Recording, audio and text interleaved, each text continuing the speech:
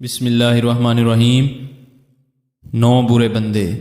حضرت اسماء بنت امیس رضی اللہ تعالیٰ عنہ کہتی ہیں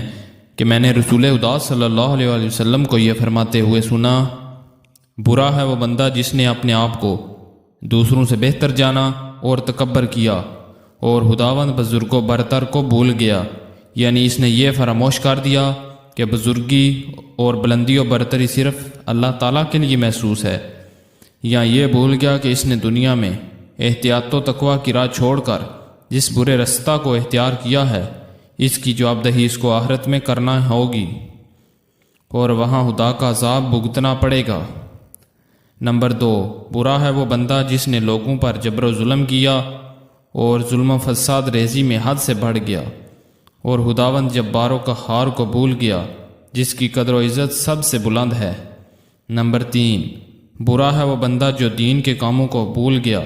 اور دنیا داری میں مشغول رہا اور اس نے مقبروں کو اور خاک میں مل جانے والے جسم کی بوسیدگی کو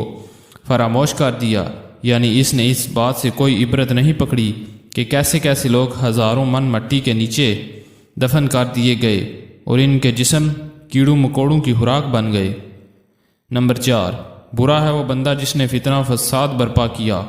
اور حد سے تجاوز کر گیا اور اپنی ابتدا کو بھول گیا، یعنی نہ تو اس کو یہ یاد رہا کہ وہ کتنی حقیر چیز سے پیدا کیا گیا ہے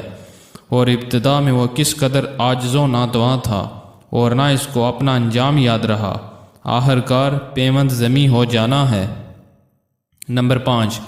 برا ہے وہ بندہ جو دین کے ذریعے دنیا حاصل کرے، یعنی دنیا کو حاصل کرنے کے لیے دین کو وسیلہ بنائے، یا یہ معنی ہے کہ صلح اور بزرگوں کی سی شکل اختیار کر کے اور دین کا لبادہ اوڑھ کر اہل دنیا کو فریب دے تاکہ وہ اس کے معتقد و مداح ہوں اور ان سے مال و جاہ حاصل کرے۔ نمبر 6، برا ہے وہ بندہ جس نے شبہات میں مبتلا ہو کر دین کو خراب کر دیا۔ نمبر 7، برا ہے وہ بندہ جس نے مخلوق سے طمع اور امید قائم کی اور حرص و طمع اس کو دنیا داروں کے دروازوں پر کھینچے کھینچے پھرتی ہے اور جدھر چاہتی ہے لے جاتی ہے۔ نمبر 8، برا ہے وہ بندہ جس کو خواہش نفس گمراہ کرتی ہیں۔ نمبر 9، برا ہے وہ بندہ جس کو دنیا کی رغبت، حصول دنیا کی حرص اور کثرت و مال جا کی ہوس ذلیل و خوار کرتی ہے۔